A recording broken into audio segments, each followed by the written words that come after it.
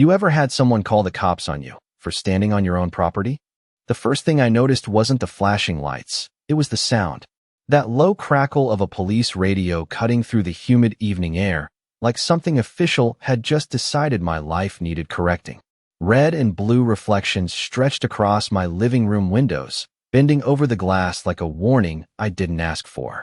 Gravel crunched under tires as two patrol cars rolled up my driveway, slow and deliberate, like they already knew who the problem was supposed to be. And standing at the edge of my lawn, arms crossed like she owned every inch of it, was Linda Whitmore, HOA president, self-appointed ruler of Maple Ridge Estates. Her white SUV idled behind her, engine humming softly, like it was enjoying the show.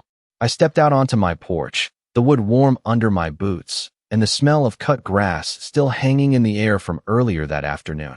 It should have been a normal evening. Quiet. Peaceful. That's why we bought this place in the first place. Rachel stood just inside the doorway behind me, silent. She always got quiet when things didn't make sense. And lately, nothing about this neighborhood made sense. We'd only been here 3 weeks when Linda first showed up, clipboard in hand, smile tight enough to crack glass. She talked about community standards and shared responsibilities, like we'd just signed up for something bigger than owning a home. But we hadn't. That was the problem. We never joined the HOA, never signed a single document. I remember the exact moment Rachel paused at the kitchen counter, reading through that welcome packet. Her eyes slowed on one page, just one, and something about it made her set the whole thing down without a word. I didn't think much of it at the time. I should have, because from that moment on, Linda didn't just see us as neighbors. She saw us as a problem that needed fixing. First came the letters, then the warnings, then the fines we never agreed to. And when we didn't respond the way she expected, things escalated. Cameras pointed just a little too close to our property line. Neighbors who suddenly stopped making eye contact. Even our trash cans became a conversation. It all felt staged, like pressure building behind a dam you couldn't see yet. And now this. 2 officers stepping out of their cars, hands resting casually on their belts, scanning the property like they were walking into a situation already decided. One of them glanced at Linda, and she gave a small nod. That was all it took. "Sir," the older officer called out, voice steady, practiced. "We received a report about noncompliance and trespassing on HOA-regulated land." Trespassing? On my own land. I let that sit for a second, tasting how absurd it sounded. Linda's smile didn't move. Not an inch. She really believed this was the moment everything would snap into place. That we'd fold. That we'd apologize. That we'd sign whatever paper she pushed in front of us just to make it stop. But Rachel, she stepped forward then. Quiet. Calm. The kind of calm that doesn't come from not understanding the situation, but from understanding it too well. And that's when I realized something I should have noticed weeks ago. Linda thought she was enforcing rules. She had no idea she'd just walked straight into something much bigger. I could feel the officer's eyes on me, waiting for something, an explanation, an apology, maybe even a mistake. The air had that heavy, late summer thickness, the kind that makes every sound feel louder, every second stretch just a little too long. I stepped down from the porch slowly, boots pressing into the gravel, hands visible, calm. "Trespassing," I repeated, keeping my voice even, like I was testing the word to see if it made any more sense out loud than it did in my head.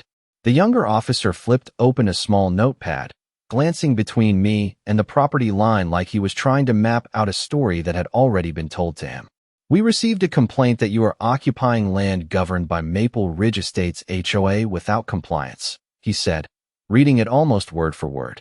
I let out a quiet breath through my nose, catching the faint smell of Rachel's coffee still lingering from earlier, mixing strangely with the exhaust from the patrol cars. "We own this property," I said. "We never joined the HOA." That was when Linda finally stepped forward, heels clicking sharply against the pavement, her voice smooth and rehearsed. "That is not how this community works," she said, holding a folder against her side like it was a badge of authority. "Every property within Maple Ridge is subject to the association. They are refusing lawful compliance, and I have documentation." She said it like she had practiced it in front of a mirror, like she had been waiting for this exact moment. I glanced back toward the house, and Rachel was still there, just inside the doorway, watching everything unfold with that same quiet focus. She had not said a word yet, and somehow that made the tension feel sharper, like something unseen was sitting just beneath the surface.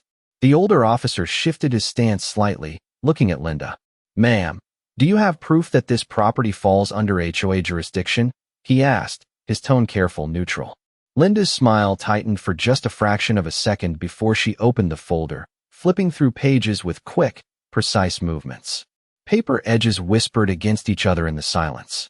"Of course," she said, handing over a document. "This entire block was annexed into the HOA last year. All homeowners are required to sign compliance agreements. They have refused."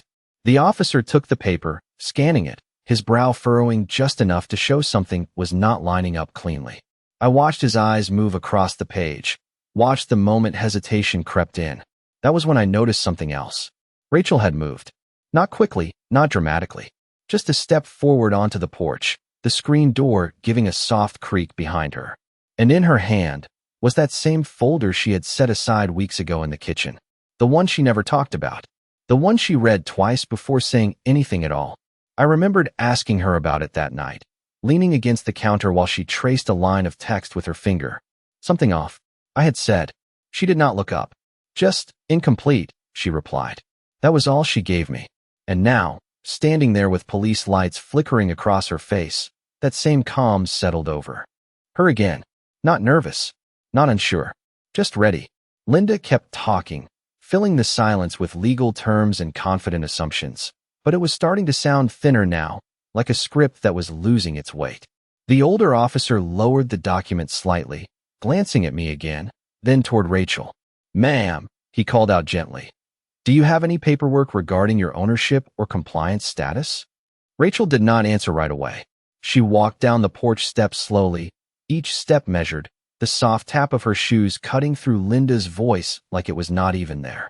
And something about the way the officer straightened when he saw her approach told me this moment, this exact moment, was about to change everything. The gravel shifted under Rachel's shoes as she stepped closer, and for the first time since those lights hit our windows, the air felt like it was holding its breath. She did not rush. She never rushed. The older officer straightened just slightly, like instinct kicked in before his mind caught up, while Linda let out a small, impatient exhale, already preparing to interrupt. "Officer, if I may," Linda began, her voice tightening, but Rachel lifted her hand just enough to pause the moment without saying a word. It was subtle, controlled, and somehow it worked. Rachel stopped a few feet from the officers, the red and blue reflections sliding across her face in slow waves. Up close, I could see the same focus she had that night in the kitchen when she read that document like it was more than just paperwork. Like it was a puzzle someone had not finished correctly. "You asked for documentation," Rachel said calmly, her voice steady, clear, not raised, not defensive. "Just certain." The older officer nodded. "Yes, ma'am." Rachel held the folder in one hand, but she did not open it yet. Instead, she looked directly at him, not past him, not around him, but straight through the situation like she already understood every piece on the board. "Before I hand anything over," she continued, "I need to confirm something. The complaint you received, was it filed as a civil HOA enforcement issue or as a trespassing violation?" The question hung there, quiet but heavy. The younger officer glanced at his partner, unsure, flipping back a page in his notepad. "It was reported as trespassing with noncompliance," he said, slower this time. Rachel gave a small nod, like that answer confirmed something she had already suspected. Behind them, Linda shifted her weight, the sound of her heels scraping lightly against the pavement breaking the rhythm. "This is unnecessary," she said quickly. "They are refusing to follow community law. That is all that matters." Rachel finally turned her head toward Linda, just for a second, and the look she gave her was not angry. It was not emotional at all. It was the kind of look you give when you already know how something ends. Then she turned back to the officers. "Community law," Rachel repeated softly, almost like she was testing the phrase. Then she opened the folder. The sound of paper sliding free was crisp in the quiet. She pulled out a single document and handed it to the older officer. He took it carefully, eyes scanning the header first, then slowing as he moved down the page. I watched his expression change in small ways. A slight narrowing of the eyes. A shift in posture. The kind of reaction you do not fake because you do not expect it.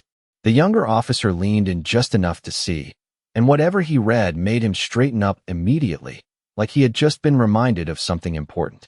Linda stepped forward again, trying to reclaim control of the moment. "What is that supposed to prove?" she asked, her voice sharper now, less polished. Rachel did not answer her. She reached into her jacket pocket, and that was when I saw it.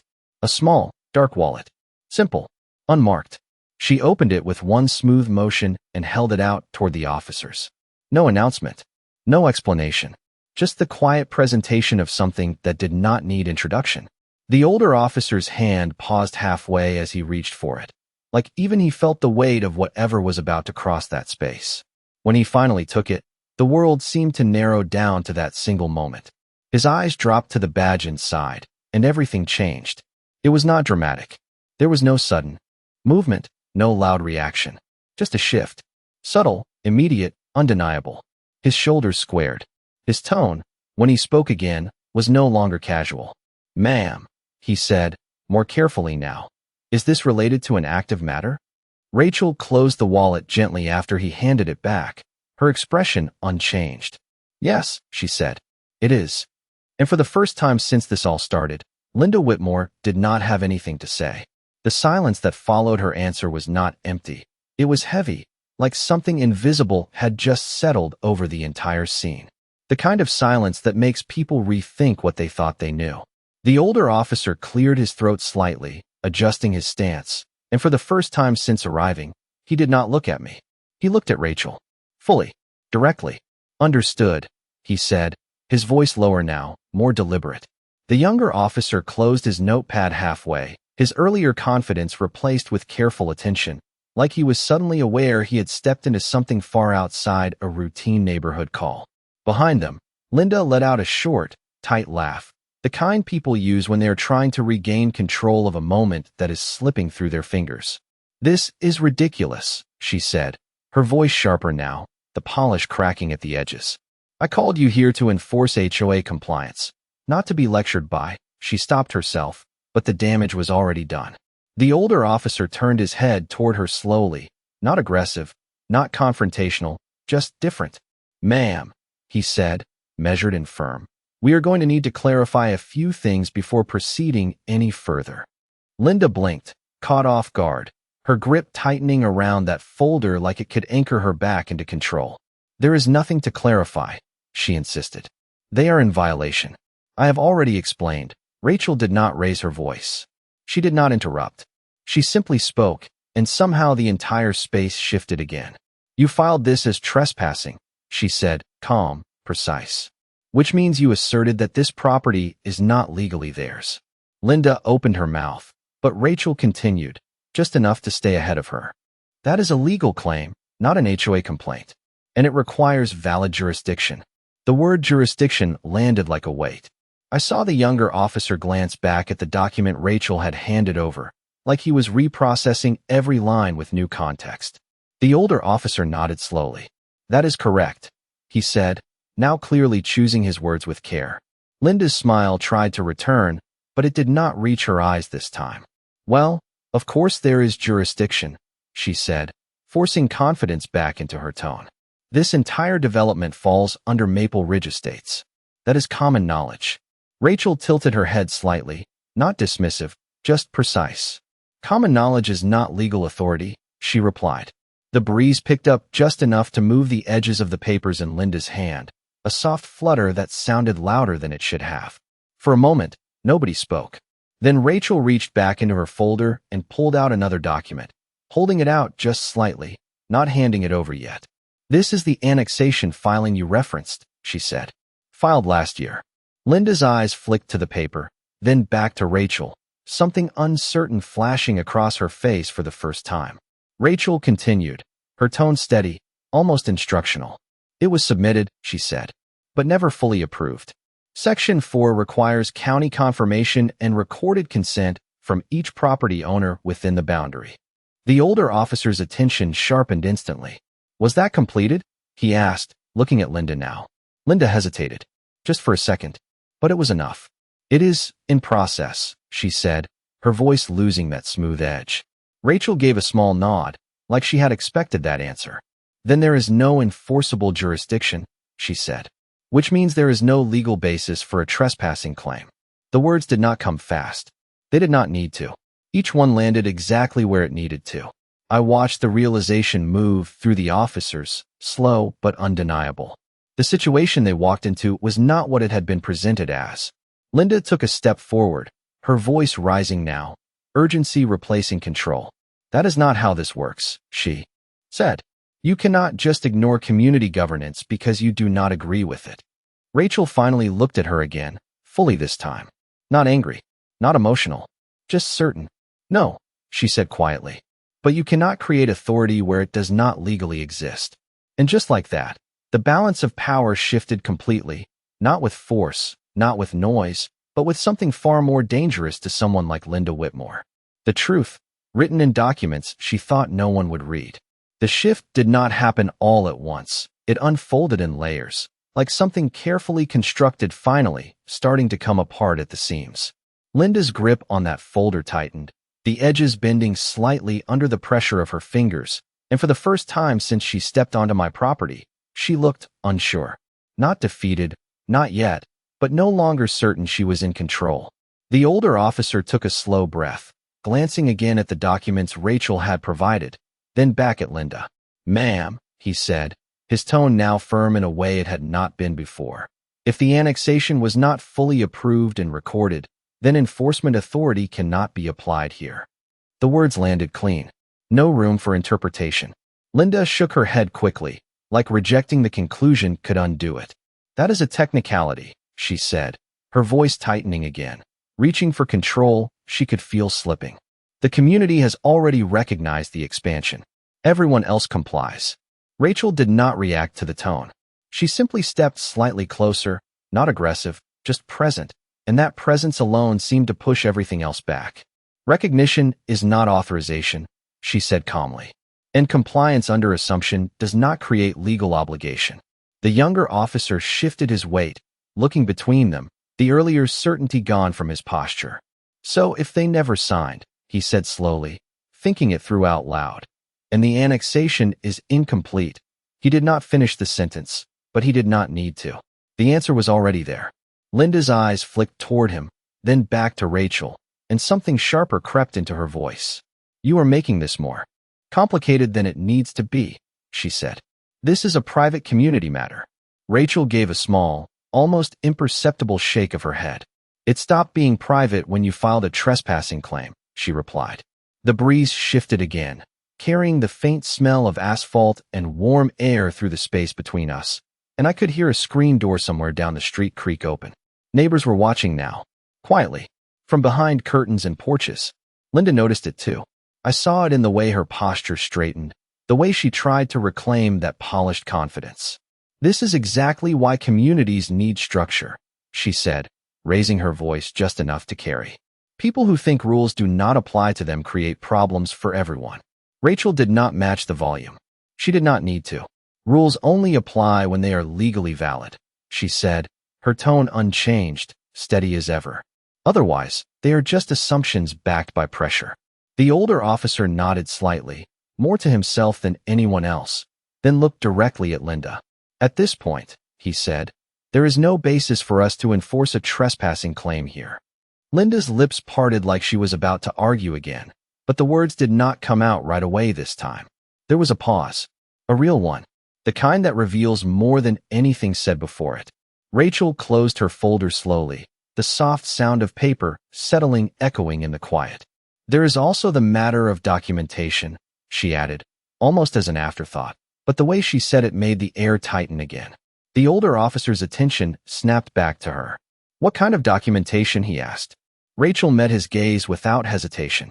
"Multiple filings submitted under incomplete jurisdiction," she said. "Fines issued without legal authority. And now, a formal complaint misrepresented as trespassing." Linda's head turned sharply toward her. "That is not what this is," she said quickly, too quickly. Rachel did not argue. She did not raise her voice. She just looked at her, the same calm, steady look that had been there from the beginning. "Then it should be easy to verify," she said. And just like that, the situation shifted again, not back in Linda's favor, not even close, but deeper into something she had not planned for. Something she clearly did not expect. Because this was no longer about a disagreement between neighbors. This was about records, filings, and actions that left a trail. And for the first time, Linda Whitmore looked like someone who had just realized she might not control where that trail leads. The word documentation lingered in the air longer than anything else that had been said, like it carried weight none of us could see, but everyone could feel. The older officer shifted his stance again, slower this time, more deliberate, like he was stepping into unfamiliar ground with caution. "What kind of filings are we talking about?" he asked, his tone no longer neutral but attentive, the kind of attention that meant this was no longer just a routine call. Rachel did not rush her answer. She opened the folder again, the pages inside perfectly aligned, organized in a way that suddenly made sense to me. This was not something she threw together. This had been building.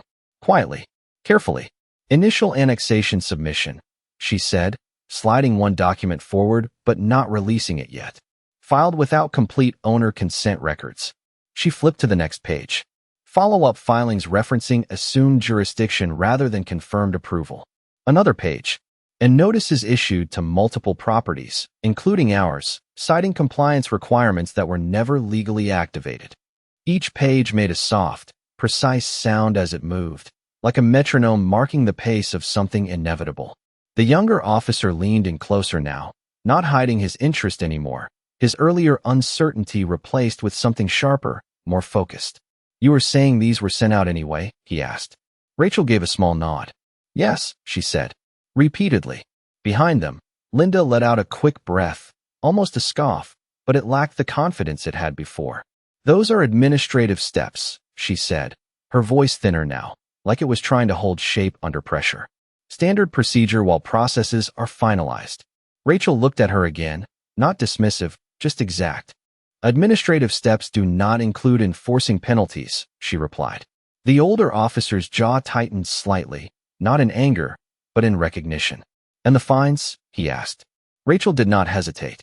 "Issued under the assumption of authority," she said, "which creates a record of enforcement without legal backing." The phrase hung there, heavier than anything else. I watched Linda's expression shift again, faster this time, her eyes moving between the officers like she was trying to find solid ground that was no longer there. The sound of a car door closing somewhere down the street echoed faintly, followed by the low murmur of voices. More people watching. The moment was spreading beyond just us now. The older officer glanced toward the street briefly, then back to Rachel. "And the trespassing report?" he asked. Rachel's fingers rested lightly on the edge of the folder. "Filed today," she said. "As escalation." Linda stepped forward again, but there was hesitation in it now, a fraction of a second that had not been there before. "Because they refused compliance," she said quickly. "That is what happens when residents ignore community governance." Rachel did not raise her voice. She did not push. She simply stated it. It becomes a misrepresentation when the governance is not legally in place. The younger officer exhaled slowly, rubbing the back of his neck like he was processing everything at once. "So this is not just a misunderstanding," he said quietly. Rachel met his gaze.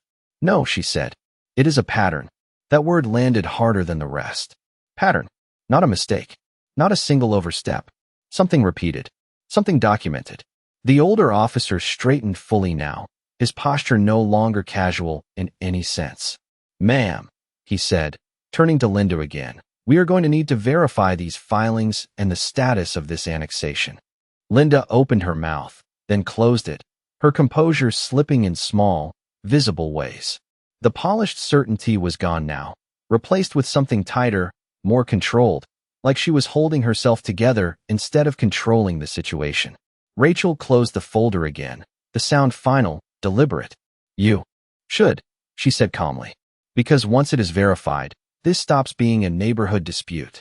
She paused just long enough for the weight of that to settle, and starts becoming something else entirely. And for the first time since those lights hit our driveway, the authority in that moment did not belong to the flashing red and blue. It belonged to the quiet certainty of someone who had already seen how this ends. The word pattern did not just hang in the air. It settled into everything around us, like dust you could not see but suddenly felt on every surface. The older officer took a slow step back, creating space, not distance, but enough to shift the dynamic completely. He was no longer standing between two sides of a neighborhood dispute.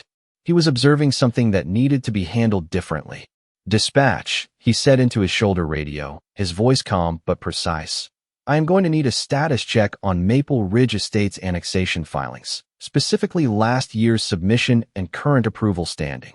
The static crackled softly in response, that familiar electronic hum cutting through the quiet tension like a metronome ticking towards something inevitable. Linda's head turned sharply toward him. "That is completely unnecessary," she said quickly, her voice rising again. But this time it did not carry the same authority. It sounded reactive. "This is a private matter, and I have already provided documentation." The officer did not look at her right away. His attention stayed forward, focused, like he had already moved past her version of events. "Ma'am," he said after a beat, "we need to verify jurisdiction before taking any further action." That word again, jurisdiction. It kept coming back, and every time it did, it seemed to chip away at whatever foundation Linda thought she was standing on. The younger officer shifted beside him, glancing briefly at Rachel, then back toward the street, where silhouettes had started to gather behind windows and along sidewalks. The neighborhood was no longer quiet. It was watching. Linda noticed it too. I saw it in the way she straightened her shoulders, the way she tried to smooth her expression back into something controlled, something composed. But it was different now. Forced. "You are overcomplicating a simple compliance issue," she said, her voice measured again, but thinner than before. "This is how communities maintain order." Rachel did not respond immediately. She let the words sit, let them exist in the open space where they no longer carried the weight they once did. Then she spoke, calm as ever. "Order requires legal structure," she said. "Without that, it is just enforcement without authority." The radio crackled again, louder this time, and both officers turned slightly to listen. A voice came through, steady, official, carrying just enough clarity to be understood without repeating itself. "Unit 12, records show annexation filing submitted, but not finalized. No full approval on record. Consent documentation incomplete. Status, pending." The words landed clean. No ambiguity. No interpretation needed. The older officer lowered his hand from the radio slowly, his expression settling into something firm, resolved. The younger officer exhaled quietly beside him, like a piece of the puzzle had just locked into place. And Linda, she did not speak. Not right away. Her lips parted slightly, but nothing came out. For a moment, she just stood there, the sound of her SUV idling behind her suddenly louder than anything else. Then she shook her head, small at first, then sharper. "That is not correct," she said, but there was no conviction behind it now. Just resistance. "The board approved it. The community recognizes it." Rachel's voice came in, steady, unshaken. "Recognition does not replace legal completion," she said. The older officer turned to Linda fully now, no hesitation left in his posture. "Ma'am," he said, "without finalized annexation and documented consent, there is no enforceable HOA jurisdiction on this property." He paused, just long enough for the next part to carry its full weight. "And without jurisdiction, there is no basis for the trespassing claim you filed." The silence that followed was not empty anymore. It was definitive, the kind of silence that comes after something has been decided, whether someone likes it or not. Linda's shoulders dropped just slightly, barely noticeable, but enough to show the shift. The control she had walked in with was gone. Not taken, not forced, just gone. And standing there, watching it all unfold, I realized something I had not fully understood until that moment. This was never about arguing. It was never about pushing back harder or louder. It was about knowing exactly where the truth stood and letting it speak at the right time. And Rachel, she had known that from the very beginning. The confirmation from dispatch did not just end the argument. It exposed everything that had been holding it up. Linda stood there, the weight of that single word pending pressing down on her like it had been waiting for this exact moment to surface. The older officer did not move right away. He let the silence do its job, let the reality settle in without rushing it. Then he shifted his attention back to Rachel, not with suspicion, not with doubt, but with a kind of professional clarity that had not been there before. "Ma'am," he said carefully, "you mentioned this may be part of a larger matter." Rachel gave a small nod, her posture unchanged, her voice just as steady as it had been from the beginning. "Yes," she said. "The filings, the notices, the escalation today, they are consistent with a pattern that has already been flagged." Linda's head snapped slightly in her direction. "Flagged by who?" she demanded, but the edge in her voice had dulled. It was no longer control. It was reaction. Rachel did not answer her directly. Instead, she reached into the folder again, slower this time, more deliberate, like each movement carried purpose beyond the moment. She pulled out a thin set of documents, clipped together, and handed them to the older officer. "These are copies of complaints submitted over the past 6 months," she said. "Multiple properties. Same structure. Same enforcement language. Same assumption of authority." The officer took them, his eyes scanning quickly at first, then slowing as the pattern revealed itself line by line. The younger officer leaned in again, his earlier hesitation replaced with focused attention. "These all reference the same annexation," he murmured.